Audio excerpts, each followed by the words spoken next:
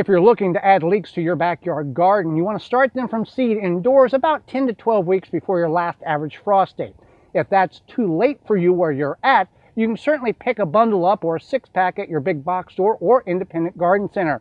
The key to leeks is you want to put them in the ground with some type of device, a stick, a pin, something, to get them in the ground about 2 inches deep. You'll backfill or let watering backfill them in. That is where that white or bleached portion appears when you harvest it. You can certainly space these about 6 per square foot. And at the time of harvest, which is approximately 110 to 130 days from now, you can consume the whole leek, not just the white portion, as many Americans have been taught to only eat. For more information, please visit thewisconsinvegetablegardener.com.